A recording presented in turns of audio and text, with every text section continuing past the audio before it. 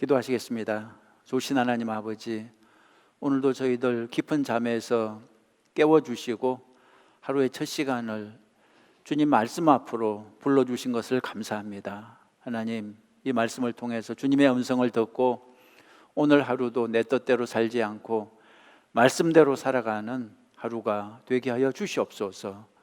예수님의 이름으로 기도했습니다. 성경 말씀 보시겠습니다. 오늘 우리가 함께 읽을 성경 말씀은 요한복음 4장입니다. 요한복음 4장 16절에서 39절까지입니다. 요한복음 4장 16절에서 39절까지 제가 봉독해 드리겠습니다. 요한복음 4장 16절에서 39절까지. 이르시되 가서 내 남편을 불러오라. 여자가 대답하여 이르되 나는 남편이 없나이다. 예수께서 이르시되 내가 남편이 없다 하는 말이 옳도다. 너에게 남편 5이 있었고 지금 있는 자도 내 남편이 아니니 내 말이 참되도다. 여자가 이르되 주여, 내가 보니 선지자로소이다. 우리 조상들은 이 산에서 예배하였는데 당신들의 말은 예배할 곳이 예루살렘에 있다 하더이다. 예수께서 이르시되 여자여, 내 말을 믿으라. 이 산에서도 말고 예루살렘에서도 말고 너희가 아버지께 예배할 때가 이르리라. 너희는 알지 못하는 것을 예배하고 우리는 아는 것을 예배하노니 이는 구원이 유대인에게서 남이라.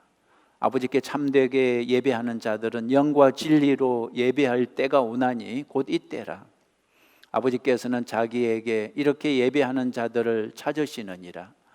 하나님은 영이시니 예배하는 자가 영과 진리로 예배할지니라. 여자가 이르되 메시아 곧 그리스도라 하는 이가 오실 줄을 내가 아노니 그가 오시면 모든 것을 우리에게 알려주시리이다. 예수께서 이르시되 내게 말하는 내가 그라 하시니라.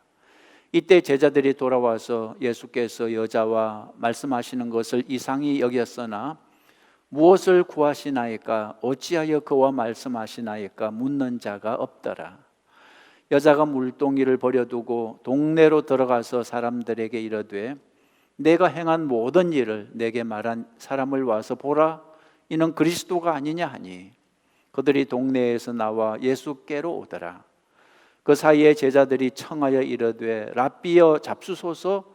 이르시되 내게는 너희가 알지 못하는 먹을 양식이 있느니라. 제자들이 서로 말하되 누가 잡수실 것을 갖다 드렸는가 하니 예수께서 이르시되 나의 양식은 나를 보내신 이의 뜻을 행하며 그의 일을 온전히 이루는 이것이니라. 너희는 넉 달이 지나야 추수할 때가 이르겠다 하지 아니하느냐? 그러나 나는 너희에게 이르노니 너희 눈을 들어 밭을 보라. 희어져 추수하게 되었도다. 거두는 자가 이미 삭도 받고 영생에 이르는 열매를 모으나니 이는 뿌리는 자와 거두는 자가 함께 즐거워하게 하려 함이라. 그런즉 한 사람이 심고 다른 사람이 거둔다 하는 말이 옳도다. 내가 너희로 노력하지 아니한 것을 거두러 보내었노니 다른 사람들은 노력하였고 너희는 그들이 노력한 것에 참여하였느니라. 39절입니다. 39절. 여자의 말이 내가 행한 모든 것을 그가 내게 말하였다 증언하므로 그 동네 중에 많은 사마리아인이 예수를 믿는지라. 아멘. 지난 시간에 이어서 오늘도 요한복음 4장을 가지고 말씀을 드리겠습니다. 지난 시간에 우리는 예수님이 사마리아 여인을 만나는 장면을 살펴봤습니다. 예수님이 사마리아 여인과 대화를 나누다가 갑자기 이렇게 말씀을 하십니다. 16절 보시면 중간에 가서 내 남편을 불러오라 이렇게 말씀하십니다.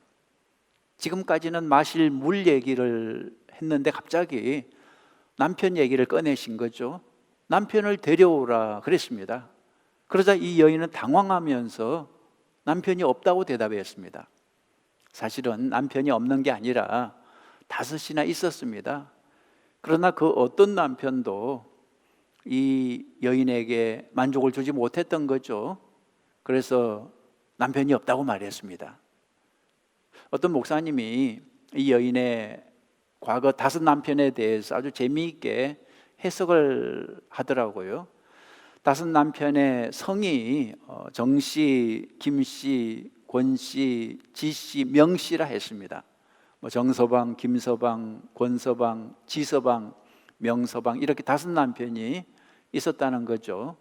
정서방을 통해서 정욕의 갈증을 채워보려고 했지만 해결되지 않았다는 거죠. 2 번째 김서방을 통해서 황금, 재물의 갈증을 채워보려고 했지만 역시 해결되지 않았습니다. 권서방을 통해서는 권력의 갈증을 채워보려고 했지만 역시 해결되지 않았습니다. 지서방을 통해서는 지식의 갈증을 채워보려고 했지만 역시 해결되지 않았습니다. 명서방을 통해서는 명예의 갈증을 채워보려고 했지만 역시 해결되지 않았습니다. 5번이나 남편을 받지만 다 실패했기 때문에 이제는 남편이 없다고 대답을 한 것입니다. 남편이 없다고 이 여인이 말하자 예수님이 가슴을 찌르는, 전곡을 찌르는 말씀을 하십니다. 18절을 보시면 이렇게 말씀하시죠. 너에게 남편 5이 있었고 지금 있는 자도 내 남편이 아니니 내 말이 참되도다 그랬습니다. 예수님의 이 말씀에 여인은 완전히 무너지고 말았습니다. 이 여인이 감추고 싶었던 과거, 그 비밀을 예수님은 이미 다 알고 계셨던 거죠. 결혼을 5번이나 했던 과거가 있었고 6번째 남자는 결혼도 하지 않은 상태였습니다. 자신의 비밀을 다 아는 예수님이 보통 사람이 아닌 것을 알고 이 여인이 이렇게 말합니다. 19절 보시면 여자가 이르되 주여 내가 보니 선지자로소이다. 그러면서 이 여인이 이제 영적인 질문을 합니다. 지금까지는 육적인 갈증, 육적인 질문만 했는데 이제는 예수님이 보통 분이 아닌 것을 알고 이제 영적인 질문을 합니다. 20절에 보시죠. 20절. 우리 조상들은 이 산에서 예배하였는데 당신들의 말은 예배할 곳이 예루살렘에 있다 하더이다. 예배에 대해서 질문을 한 거죠. 처음에는 육의 양식에 대한 질문만 했는데 이제는 영의 양식에 대한 질문을 하고 있는 것입니다. 20절의 질문은 이런 뜻입니다. 우리 북쪽 이스라엘 사람들은 여기서 사마리아에서 예배를 드리고 있고 당신들 남쪽 유다 사람들은 예루살렘에서 예배를 드리는데 누가 맞습니까? 이런 질문이죠. 예수님은 기다렸다는 듯이 예배에 대해서 말씀을 해주셨습니다. 21절 보시면 예수께서 이르시되 여자여 내 말을 믿으라. 이 산에서도 말고 예루살렘에서도 말고 너희가 아버지께 예배할 때가 이르리라. 아버지께 참되게 예배하는 자들은 영과 진리로 예배할 때가 오나니 곧 이때라. 아버지께서는 자기에게 이렇게 예배하는 자들을 찾으시느니라. 24절 계속 보시죠. 하나님은 영이시니 예배하는 자가 영과 진리로 예배할지니라. 예수님은 하나님을 예배할 때 이 장소가 중요한 게 아니라고 말씀해 주셨습니다. 사마리아냐 예루살렘이냐 그런 장소가 중요한 게 아니라 영과 진리가 중요한 것이라고 말씀해 주셨습니다.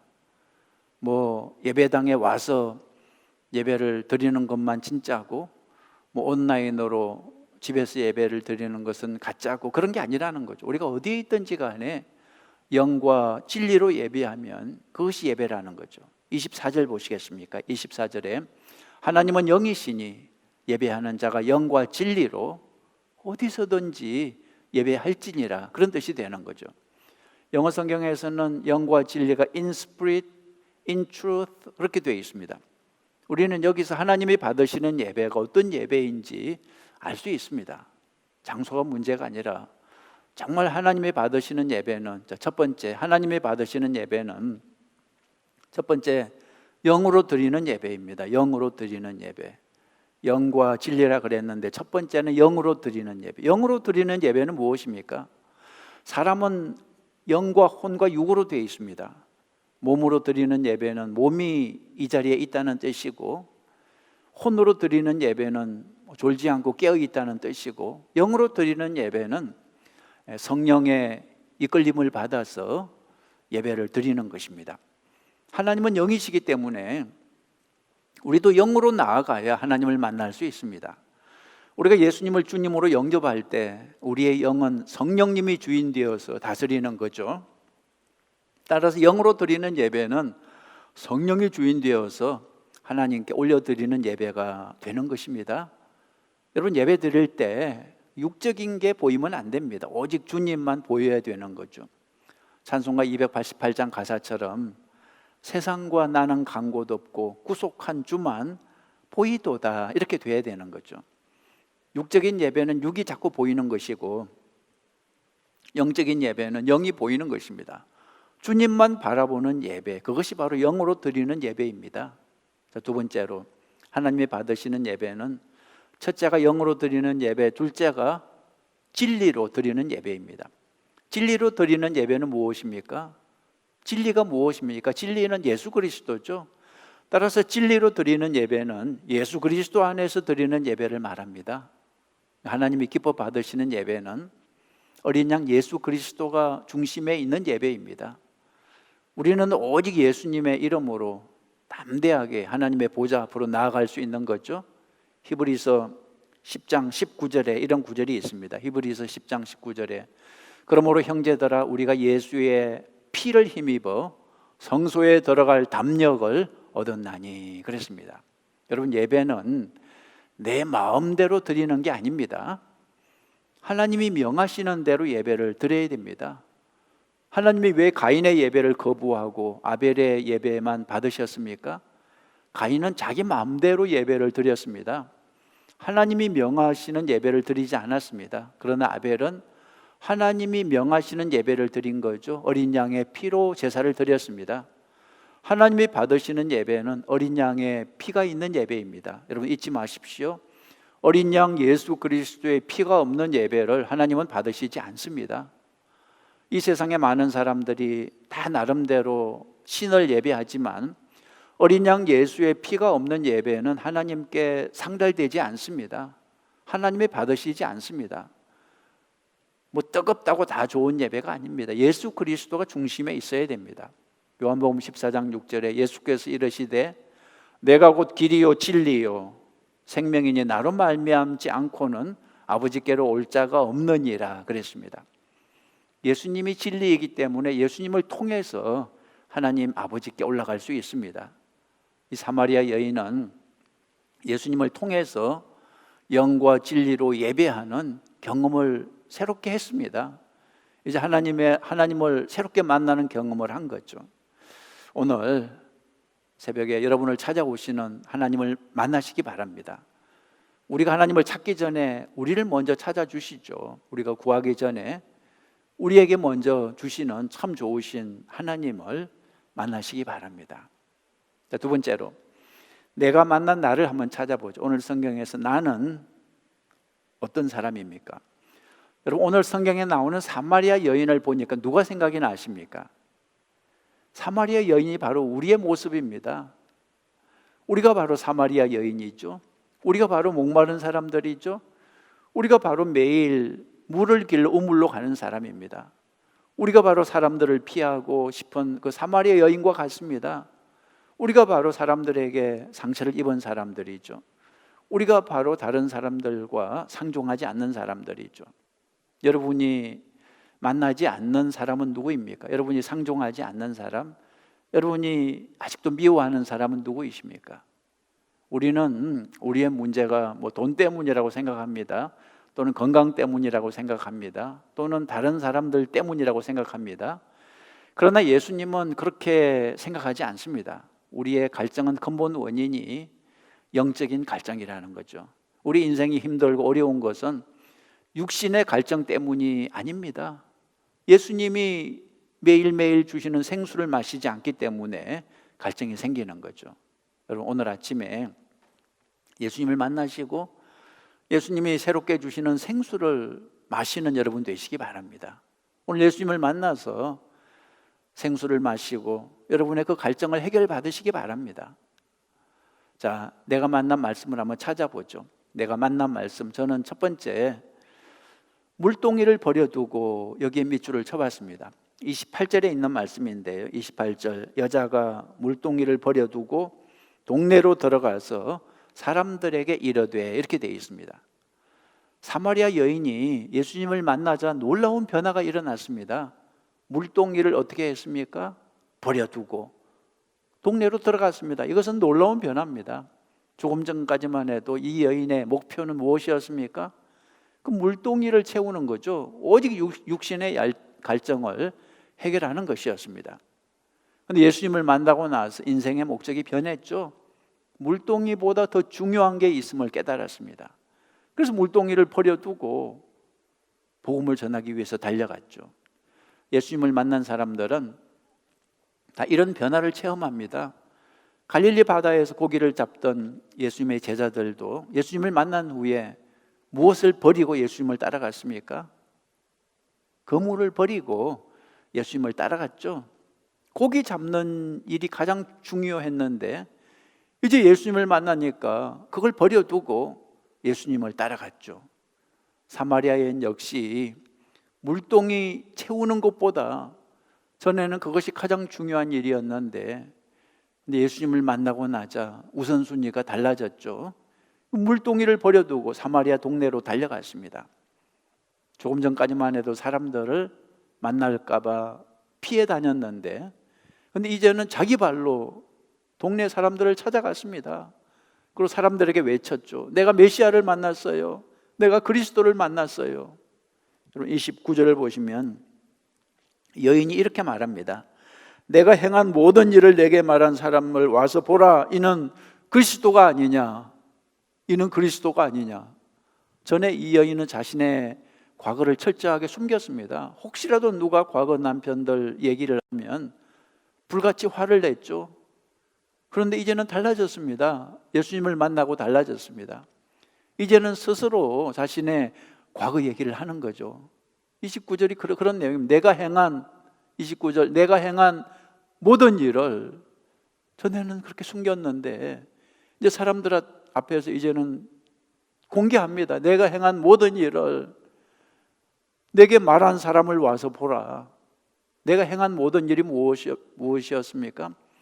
전에는 비밀이었던 부끄러운 과거 5명의 남편 얘기죠. 그 비밀을 스스로 공개했습니다. 그리고 예수님을 증거했습니다. 와서 보세요. 이분이 바로 그리스도 메시아가 아닙니까? 여러분 어떻게 이런 변화가 가능했을까요? 예수님을 만났기 때문에, 그리고 상처를 치유했기 때문에, 죄사함을 받았기 때문입니다. 그동안 자기를 수치스럽게 하던 무거운 죄짐이 다 사라졌습니다. 수치가 사라졌습니다. 그래서 이제는 날아갈 듯이 가벼운 마음으로 예수 그리스도를 전파하게 된 거죠. 고린도후서 5장 17절 말씀 그대로입니다. 그런즉 누구든지 그리스도 안에 있으면 새로운 피조물이라. 이전 것은 지나갔으니 보라 새 것이 되었도다. 그랬습니다. 이 여인은 완전히 새 사람이 됐습니다. 새 사람으로 변한 모습은 숨기지 못합니다. 얼굴 표정이 달라집니다. 말이 달라집니다. 행동이 달라집니다. 달라진 걸 여러분 자녀가 알고 남편이 알고 이웃이 알게 되는 거죠. 오늘 말씀 듣는 여러분에게 이런 변화가 일어나기를 바랍니다. 오늘 예수님을 만나고 죄짐을 내려놓으시기 바랍니다.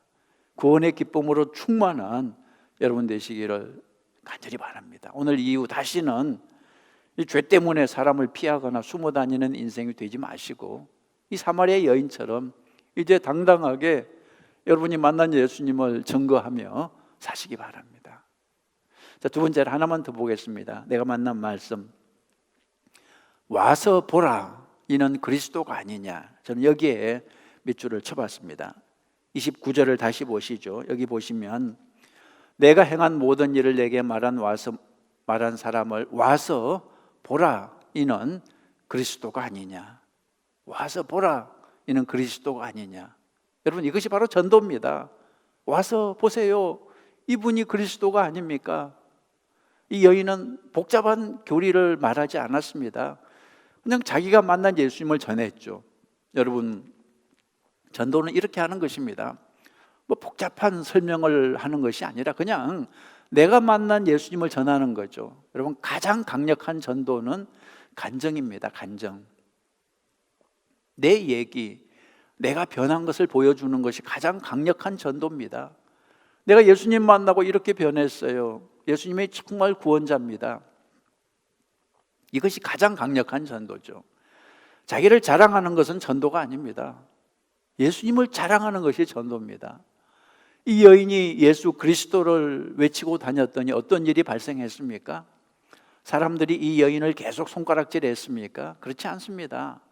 동네 사람들이 이 여인의 말을 들었습니다. 온 동네 사람들이 예수님을 믿기 시작했습니다. 30절에 그들이 동네에서 나와 예수께로 오더라 그랬습니다. 39절, 여자의 말이 내가 행한 모든 것을 그가 내게 말하였다 증언하므로 그 동네 중에 많은 사마리아인이 예수를 믿는지라 그랬습니다. 사마리아 여인의 전도로 인해 많은 사마리아인이 예수님을 믿게 된 거죠.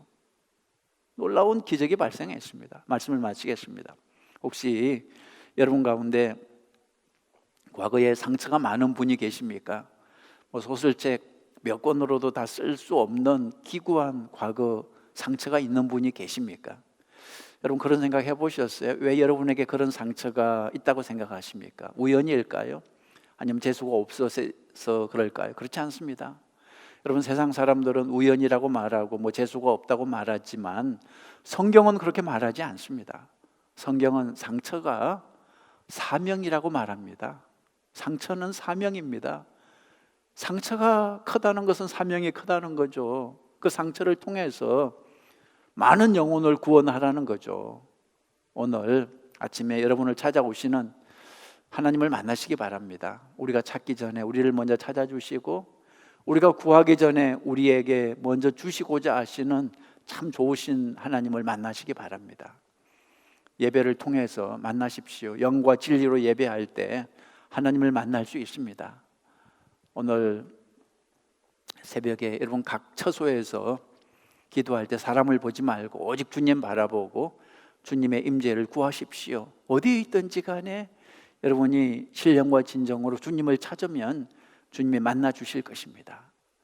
우리 주님을 만나면 우리의 상처가 해석이 됩니다. 내 상처가 수치가 아니라 사명인 것을 깨닫게 됩니다. 이제 상처 때문에 한탄하는 인생이 되지 말고 상처를 사명으로 활용하는 인생이 되시기 바랍니다. 여러분, 명심하십시오. 지금은 상처 때문에 한탄하고 숨어 있을 때가 아닙니다. 그 상처를 사용해서 전도할 때입니다. 오늘 35절에 이런 구절이 있죠. 35절에 너희는 넉 달이 지나야 추수할 때가 이르겠다 하지 아니하느냐? 그러나 나는 너희에게 이르노니 너희 눈을 들어 밭을 보라. 희어져 추수하게 되었도다. 이렇게 되어 있습니다. 눈을 들어서 밭을 보라는 거죠. 희어져 추수하게 되었도다. 지금 추수 때라는 거죠. 여러분, 사마리아 여인처럼 지금 전도해야 됩니다. 내가 예수님을 만나고 이렇게 변화됐습니다. 예수님이 정말 구원자입니다. 이렇게 전도하는 여러분 되시기를 주님의 이름으로 축원합니다. 기도 제목 드리겠습니다. 우리 기도할 때 첫 번째, 사마리아 여인을 만나 주신 주님, 저희들도 만나 주옵소서. 영원히 목마르지 않는 생수를 주님 허락해 주시옵소서. 그렇게 기도하시고, 또 두 번째로 사마리아 여인처럼 전도하는 사람이 되게 하옵소서. 그래서 먹기 위해 사는 인생이 아니라 복음을 전하기 위해서, 영혼을 구원하기 위해서 사는 인생이 되게 하여 주시옵소서. 하나님이 나에게 주신 사명, 과거의 그 모든 고난과 상처가 나에게 주신 사명인 것을 깨닫고 사명을 감당하는 사람이 되게 하옵소서. 그렇게 기도하시고, 마지막으로 코로나 사태 속히 끝나게 하시고 온 세상이 회개하고 주님께 돌아오게 하옵소서. 그렇게 기도하시기 바랍니다. 우리 기도하겠습니다. 도신 하나님 아버지, 주님을 찬양합니다. 하나님, 어디에 있든지 간에, 사마리아에 있든지 예루살렘에 있든지, 하나님 예배당 안에 있든지 각 가정에 있든지, 우리가 주님을 찾을 때, 신령과 진정으로 주님을 찾을 때 하나님께서 우리를 만나주시고 만져주실 줄 믿습니다. 하나님, 오늘 말씀을 통해서 우리의 사명을 깨닫게 해주신 것을 감사합니다. 우리의 상처가 수치가 아니라 우리의 상처가 사명이라고 하셨사오니 하나님, 내게 주신 사명 잘 감당하는 저희들 되게 하여 주시옵소서. 지금은 이제는 희어져 추수할 때가 되었다고 말씀하셨습니다. 하나님, 때를 얻든지 못 얻든지 열심히 복음을 전하고 한 영혼이라도 더 구원하는 저희들 되게 하여 주시옵소서. 이번 코로나 사태 때 하나님, 한 영혼을 구원해서 하나님께 올려드리는 저희들 되게 하여 주시옵소서. 하나님, 간절히 기도합니다. 하나님, 속히 이 코로나 이 사태가 끝나게 하여 주시옵소서. 하나님, 속히 치유해 주시고 회복하여 주시옵소서. 경제를 회복해 주시고 일터를 회복해 주시옵소서. 하나님, 이번 기회에 온 세상이 회개하고 여호와께 돌아오게 하여 주시옵소서. 하나님 아버지, 오늘 새벽에 한 사람 한 사람 만나주시고 만져주시고 치유하시고 하나님, 사명을 붙잡고 살아가는 전도자들이 다 되게 하여 주시옵소서.